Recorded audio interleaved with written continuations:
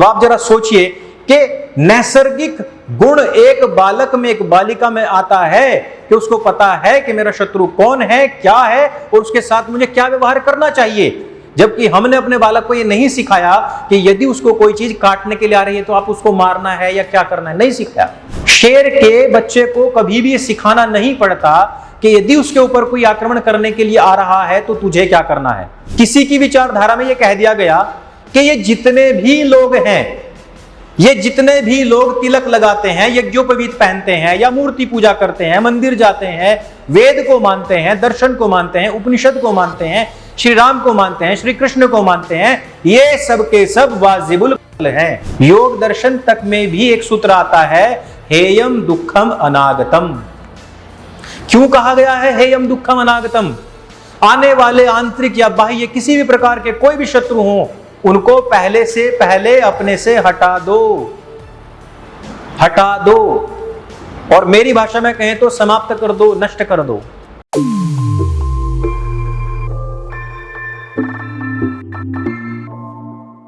आचार्य चाणक्य को पढ़ते हैं तो आचार्य चाणक्य कहते हैं कि शत्रु तो शत्रु, मित्र के ऊपर भी हमें विश्वास नहीं करना चाहिए। क्या? आंख मूंद कर विश्वास नहीं करना चाहिए।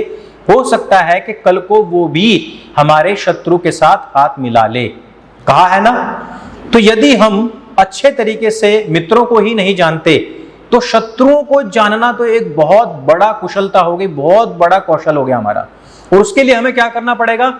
हमें हमारे चक्षु चारों ओर से खुले रखने पड़ेंगे, हमें हमारे सिक्स्थ सेंस को बढ़ाना पड़ेगा। यदि हम किसी के साथ हम बात कर रहे हैं तो उसके ऑरा को भी पढ़ना सीखना पड़ेगा, ठीक है। और ऑरा को पढ़ने की जो कला है वो ध्यान से आती है, योग से आती है। जब हम किसी के साथ बात कर रहे होते हैं तो उसकी भाव भंगिमाओं पर भी ध्यान देना अत्यंत आवश्यक है। ऐसा मैंने सुना है कि कन्याओं में बालकों से अधिक सेंसेस होते हैं किसी को पहचानने के लिए, कौन उसका हितैषी है अथवा कौन अहितैषी है। लेकिन आज की तारीख में समाज में जो हम देख रहे हैं, हिंदू कन्याओं का बहुत अधिक मात्रा में मतांतरण, धर्मांतरण चल रहा है। इससे हमें यह भी ज्ञात होता है कि कहीं ना कहीं उनके सेंसेस समाप्त कर दिए गए हैं। ईश्वर प्रदत्त हमें सब गुण होते हैं। अब देखिए, जैसे कि मेरा 2 साल का बालक है तो मैं एक छोटा सा सामान्य सा उदाहरण बता रहा हूं आप लोगों के लिए। तो मैंने ऐसे किया उसकी तरफ, तो इसको क्या बोलते हैं, बच्चे को डराते हैं ना ऐसे करके। तो मैंने कहा कि देखो लिल्लू लिल्लू, कीड़ा कीड़ा, तो उसने उसको तुरंत ही हटा दिया पीछे, बोला पुलिस। वो अपने आप को बोला कि मैं पुलिस हूं, उसने सीख लिया कहीं से। मैंने कहा नहीं नहीं, इसको भूख लग रही है। तो उसने अपने हाथ से ऐसे ही जैसे हवा में झूठ मूठा नहीं होता, तो उसको खिलाना शुरू कर दिया, खिलाना शुरू कर दिया कि बोला भूख है। 2 साल के बच्चे की बता रहा हूं। और मैंने तुरंत ही उसकी तरफ फिर से भगाया उसको। मैंने कहा ये काटेगा, तो उसने उठा के फट्टा रखा था उसके पास में, मेरी उंगली पे ही मार दिया। देखो, 2 साल के बालक को भी ये पता है कि यदि उसने कहा कि मुझे भूख लग रही है तो उसको चलो मैं खिला देता हूं, उसके सेंस ने काम किया। लेकिन जब मैंने कहा कि कीड़ा है और तुझे कटवाऊंगा, तो उसे पता था कि ये उंगली है। लेकिन जैसे ही उसने इसमें अवधारणा की कि ये मेरा शत्रु है तो तुरंत ही मार दिया। लेकिन हमें शिक्षाओं के माध्यम से, जो हम मैकोले शिक्षा पद्धति पढ़ते हैं, उसके माध्यम से हमारे अंदर ऐसी सी चीजें इंजेक्ट की जाती हैं कि नहीं, ये सब मानव हैं, गलतियां हो जाती हैं। और इसी कारण से हम बड़े बड़े आतंकवादियों के एनकाउंटर के बाद में क्या सुनते हैं कि अरे वो तो हेडमास्टर का बेटा था, वो तो एक डांसर था, वो बहुत अच्छा क्रिकेटर था, आपने उसको क्यों मार दिया। न्यूज में ये सारी चीजें चलती हैं और पूरे के पूरे समाज को ब्रेन वॉश करने का कार्य चलता है। अब आप जरा सोचिए कि नैसर्गिक गुण एक बालक में, एक बालिका में आता है कि उसको पता है कि मेरा शत्रु कौन है, क्या है और उसके साथ मुझे क्या व्यवहार करना चाहिए। जबकि हमने अपने बालक को यह नहीं सिखाया कि यदि उसको कोई चीज काटने के लिए आ रही है तो आप उसको मारना है या क्या करना है, नहीं सिखाया। लेकिन मैं कह रहा हूं ये नैसर्गिक गुण है। शिक्षाओं के माध्यम से कैसे चीजें चलती हैं। शेर के बच्चे को कभी भी सिखाना नहीं पड़ता कि यदि उसके ऊपर कोई आक्रमण करने के लिए आ रहा है तो तुझे क्या करना है। हिरण के बच्चे को यह नहीं सिखाना पड़ता कि यदि कोई शेर या बघेरा तुझे खाने के लिए आ रहा है तो तुझे क्या करना है। उसको भागने के ट्रिक्स नहीं बताए जाते। लेकिन नैसर्गिक प्राकृतिक ईश्वर प्रदत्त इस प्रकार के जो गुण होते हैं वो हमारे अंदर आते हैं, लेकिन फिर तयशुदा तरीके से उस गुण को हमारे अंदर से समाप्त किया जाता है, क्योंकि अपब्रिंगिंग यानी कि परवरिश जो होती है वो उसी प्रकार की जाती है, ताकि दानवों को भी समाज के अंदर वही समानता का अधिकार मिले जो मानवों को प्रदत्त था। इसी कारण से मैंने बहन जी से यह निवेदन किया कि आप ये वेद मंत्र और उसकी पूरी की पूरी व्याख्या करें, ताकि हमें यह पता लग जाए कि आर्य कौन है, अनार्य कौन है। आर्य अर्थात जो सज्जन पुरुष हैं, जो नोबल लोग हैं, जो एक तरीके से कहेंगे कि जो श्रेष्ठ लोग हैं, और दूसरी तरफ जो उन नोबल लोगों को, उन सज्जन लोगों को परेशान करने का कार्य करते हैं। तो अब हम इस विषय को पूरा लेते हैं, और सबसे पहले मेरा जो सवाल है आप लोगों से कि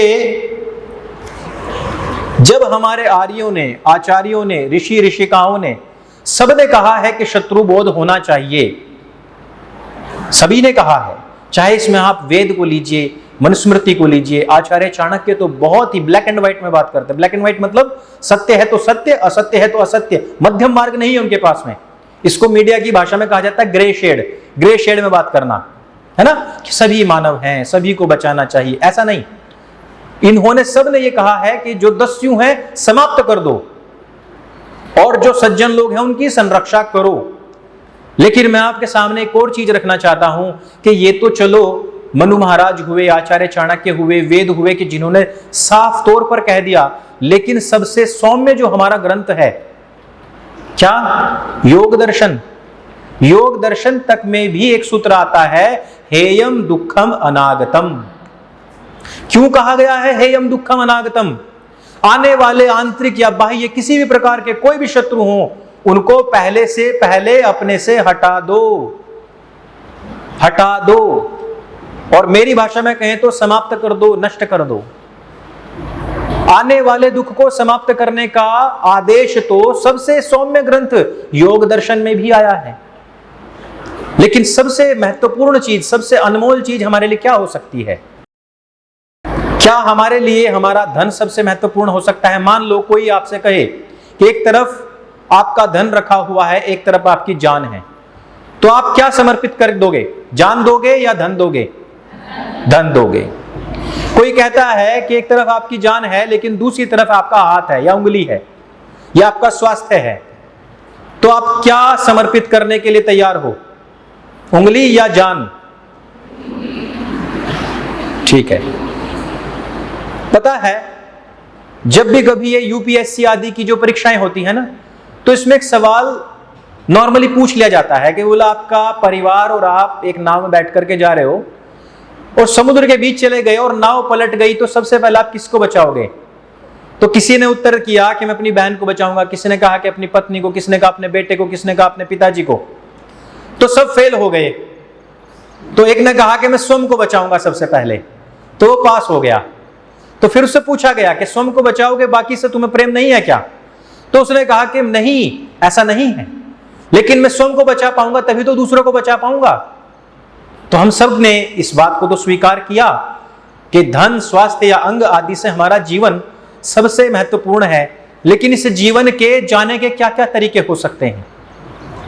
क्या क्या हो सकते हैं बताइए। सबसे पहला कि हमारी आयु पूरी हो जाए तो हम मर जाएंगे।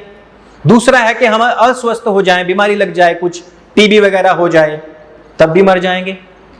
तीसरा तरीका यह हो सकता है कि हमारी दुर्घटना हो जाए, एक्सीडेंट वगैरह हो जाता है ना, तब भी मर जाते हैं। और या फिर कहीं पर बाढ़ आ जाए, भूकंप आ जाए, सब कुछ ध्वस्त हो जाए, तब भी मर सकते हैं। एक और तरीका है, आप किसी की भैंस खोल लीजिए, किसी की जमीन पर कब्जा कर लीजिए, वो आपको गोली मार देगा।